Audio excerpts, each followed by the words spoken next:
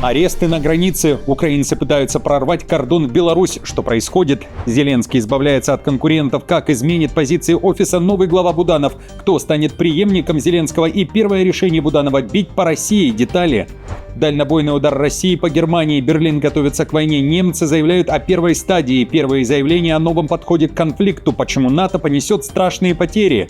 Удар по американским базам. Оппозиция берется за того, кто назвал фон дер Ляйен невменяемой. С Зеленским обещают расправиться. Ответ из Москвы Киеву. Обращение президента сорвано. Эвакуация главы государства. А также интересная ситуация и статистика. Почему женщинам Беларуси непросто. Об этом и не только. Досмотрите.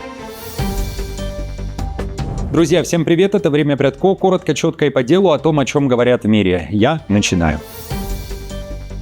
Аресты на границе. Украинцы пытаются прорвать кордон в Беларусь и не только. За 2025 год украинские пограничники задержали более 13 тысяч мужчин, которые пытались бежать из страны, чтобы не попасть под мобилизацию. В Госпогранслужбе говорят, что многие из задержанных уже не первый раз предпринимают такие попытки. Заплатив штраф, мужчины вновь пытаются пересечь государственный кордон. Основные направления – это Европа. Однако немало мужчин бежит и на север, в Беларусь.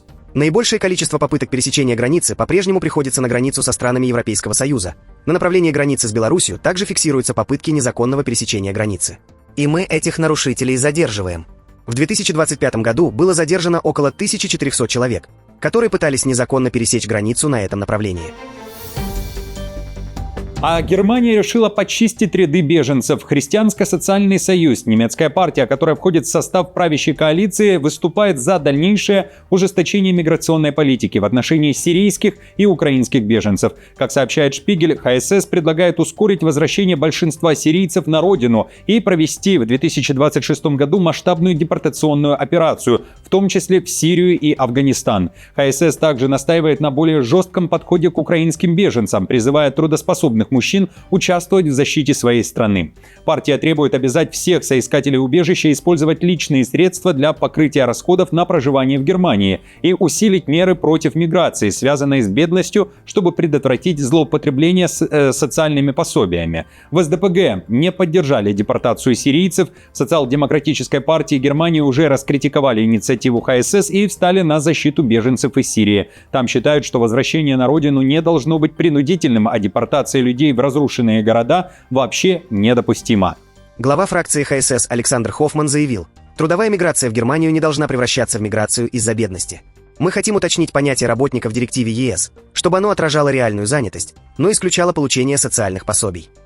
Он также говорил о мафиозно контролируемых миграционных потоках в Германию и бандитских схемах злоупотребления соцвыплатами, которые необходимо пресечь.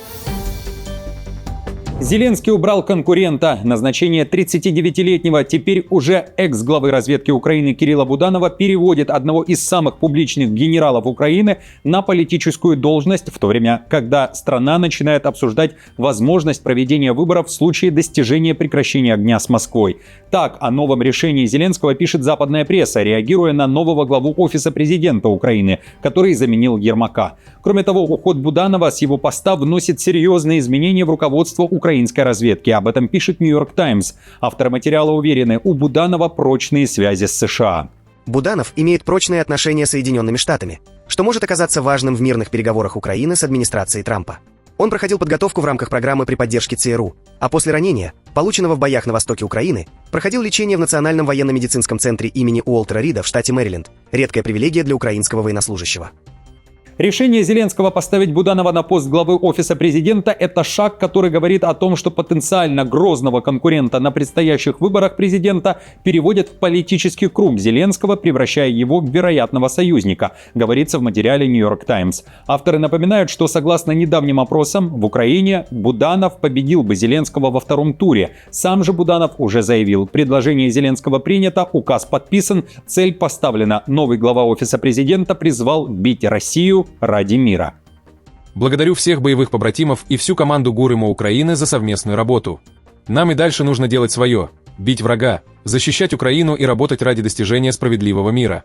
Продолжаем вместе бороться за свободное и безопасное будущее Украины, выстоим.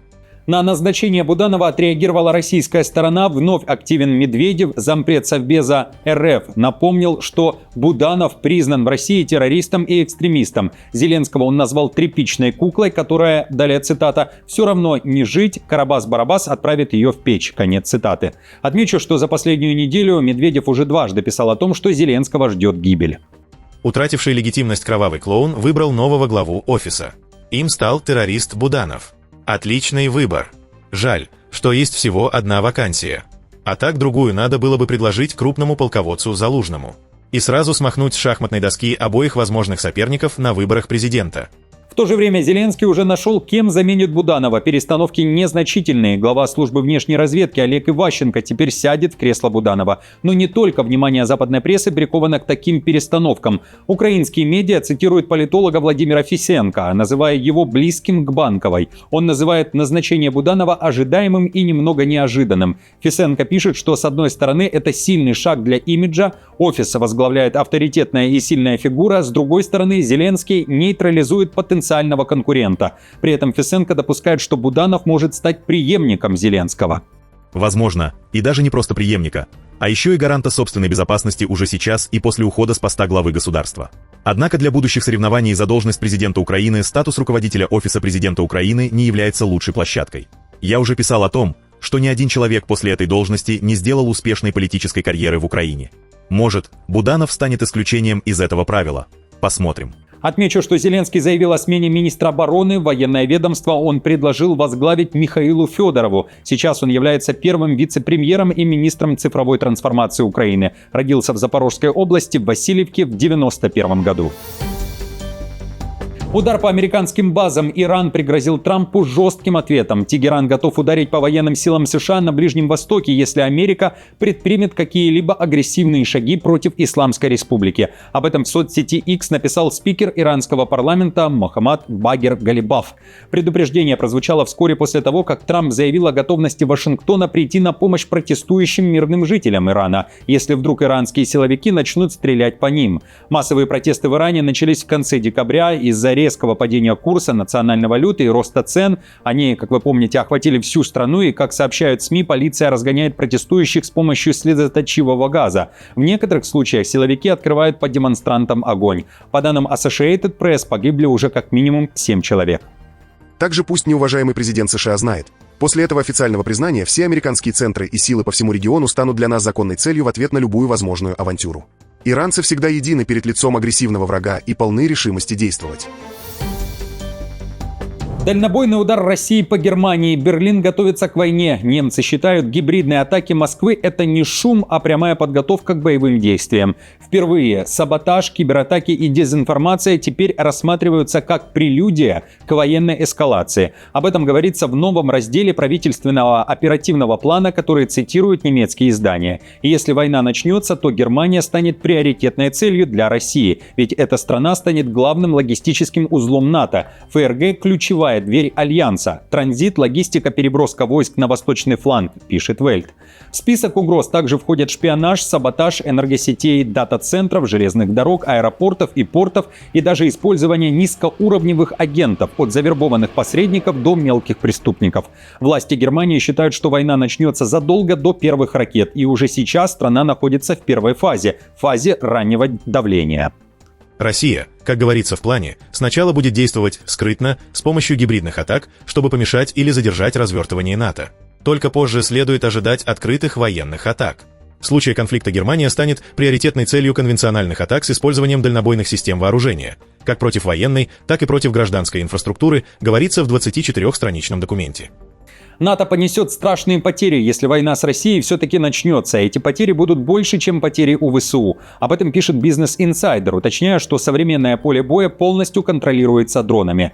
НАТО уже изучает опыт Украины и ищет новые решения для лечения и эвакуации раненых в условиях тотального наблюдения с воздуха. В Альянсе также предупреждают, что возможный конфликт с Россией будет более разрушительным и потребует срочной адаптации военной медицины и оборонных систем.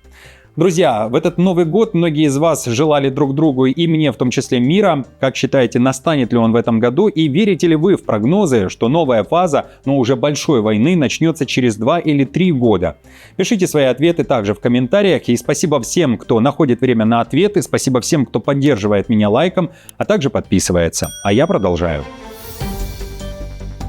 О вторжении США и свержении власти мечтают венесуэльцы, которые вынужденно бежали из страны из-за нахождения у власти Мадуро. И теперь эмигранты все громче требуют военного вмешательства США, считая его единственным шансом свергнуть Николаса Мадуро и вернуть демократию. По опросам, 64% венесуэльцев за рубежом поддерживают американскую военную операцию, тогда как внутри страны за нее лишь 34%. Оставшиеся боятся последствий и живут в режиме выживания на фоне роста цен и репрессий. Об этом пишет Wall Street Journal. Пока США перебрасывают силы в Карибский бассейн, наносят удары по объектам, связанным с правительством Мадуро, и усиливают давление на нефтяной экспорт, диаспора говорит прямо: без силы Мадуро не уйдет. Сам же президент предлагает сделку и готов к перемирию с США. На фоне угрозы удара Мадуро уже неожиданно протянул США оливковую ветвь, предложив серьезные переговоры по борьбе с наркотрафиком и доступу американских компаний к венесуэльской нефти.